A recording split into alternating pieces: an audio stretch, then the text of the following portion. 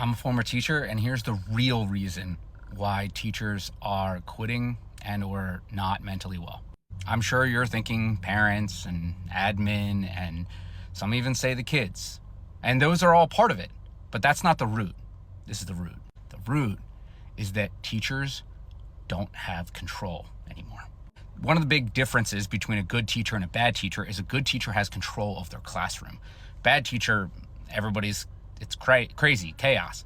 A good teacher feels like they have control, feels like they have everything going on, feels like everything's going well. But because of the current dynamics, there's a lot of teachers out there, great teachers who have been doing it for years, who now since COVID has slowly had their control stripped away by admin not allowing them to have free reign in their classroom, and parents that are no longer supportive and in most cases are combative to anything that they want to do. So the way I view it is teachers 100% agree with this guy. When I get emailed from my kid's teacher, every time I get an email from them, they're saying they're stepping on eggshells, I can tell. Every single time I have to reply with, look, just tell me the truth. You're not going to offend me. I know my kid, and I want to know what he's actually doing that is upsetting you or disrupting the classroom. But teachers feel like they have to walk on eggshells because they don't have permission to be honest with parents. So the way I view it is teachers are in a straitjacket. Like imagine a teacher in a classroom with a straitjacket on. It's like, can somebody get me that? Get me that? No, not that. And when you feel that constant lack of control, the stress is outrageous. So these great, amazing teachers who literally have their hands tied behind their back are realizing that I don't have that control anymore like I used to. So these teachers are stressed out of their mind. But then comes step one. The only way to mentally do well in those situations is to lower expectations and accept it is what it is. And for real life, this is amazing advice. Letting go of things you don't control. Just letting things be the way that they are. But in the teaching setting, that means that Johnny is not going to improve like the Johnnies of the past did. It means Exactly. It means that the only teachers that are going to stick around are the ones that view it as just a job and they don't care and they have zero passion for the kids and they don't feel like they're not appreciated. You're going to have everybody who actually cares about doing something, feels like they're doing something productive and having a positive change in the world. Those teachers are going to be the first ones to quit because they're going to realize that they don't have the power to actually affect change. And so they'll move on. So you're just going to see this degradation and the teaching class and the pool of teachers just become worse and worse and worse over time. The way that they are.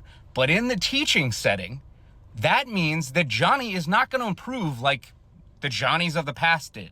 It means that you know that they're not going to get the education and are not getting the education that you know that they should be getting, because there's too many other deterrents and distractions and things like admin holding you back and parents that complain that it becomes impossible. So now what does that result? The teacher standing in the front of the class with the straitjacket on and just being like, okay, they're moving around. All right, I'm just going to do my best with Susie right here, right now, and the rest of like it is what it is. And then just doing that every single day. You wonder why teachers are looking forward to the next break and can't wait until summer. It's because they get a chance to just go,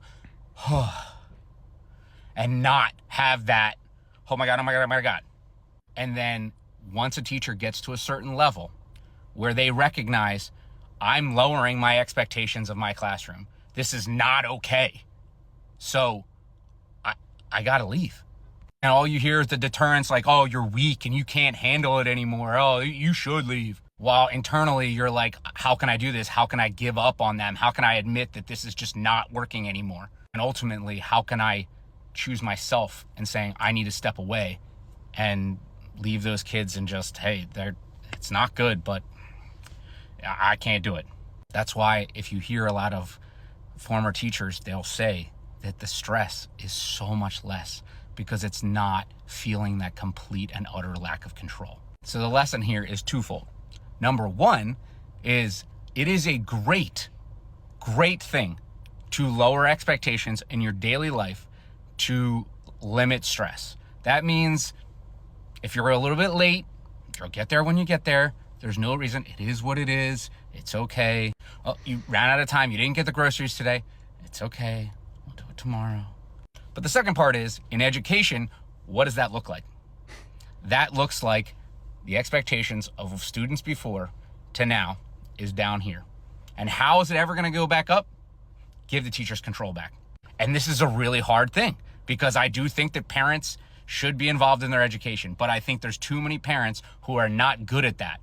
Yeah, and the problem is that parents tend to get involved with the education the moment that they feel like their kid was wronged, or they feel like their kid is behind, but it's not their fault, it's the teacher's fault. So I'm going to go in and I'm going to blame the teacher for why my kid is behind in X, Y, and Z. But the parent didn't make sure that the kid was doing the homework at home. The parent didn't make sure that the kid was home in time to go to bed at a decent hour so that they wouldn't sleep in the next day. All of these things are connected. And this is a really hard thing, because I do think that parents should be involved in their education, but I think there's too many parents who are not good at that.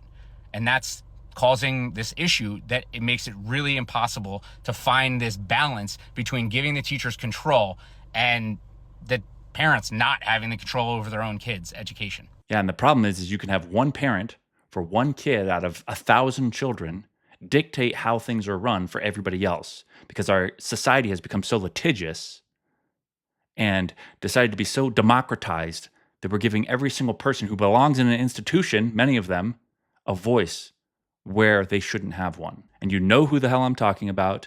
Everybody knows that person. But until this thing changes, until that changes, everything is just going to continue to get worse. Your veteran teachers are going to continue to quit and leave. And the new teachers that come in are just going to have lower expectations. And what is that going to look like in the future of America? I did a 2-hour interview with my good friend Raymond. I highly recommend checking it out. And here is a sample of that. Mr. Jensen, Eisenhower Junior High, shout out to, he's actually passed away, and goddamn.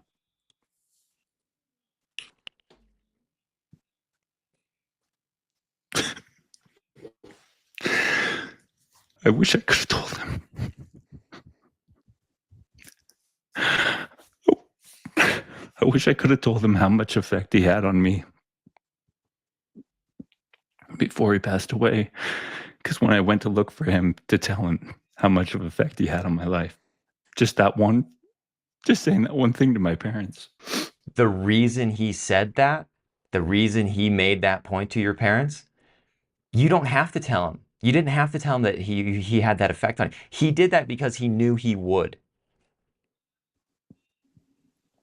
That's why those teachers say those things to us. That's why those great men in our lives do those things for us.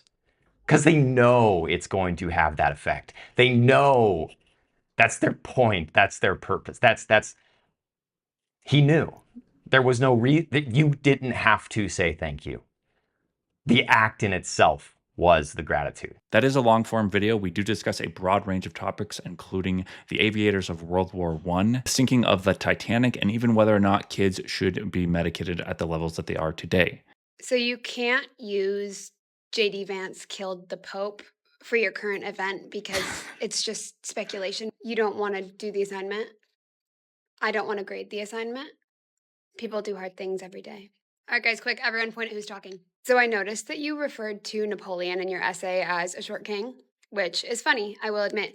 But please don't do that on the AP test. Hey, dude, welcome back. Where you been? No, I had no idea that you were suspended. People don't tell me things. Hey, come here. You have to stop calling your ex-boyfriend a crusty, musty, dusty freak. Okay, it's mean. Your dad's here to pick you up? Cool. Do you have a note? No? Okay, well, when he checks in, they'll send a note. Oh, okay, so he's not in the office. He's at home, and you're going to walk. Can you have him call the office? Can you have him email me? Can you show me literally any proof that you're actually living with a parent? Yeah, that was me for sure. Parent. I already graduated. You did not.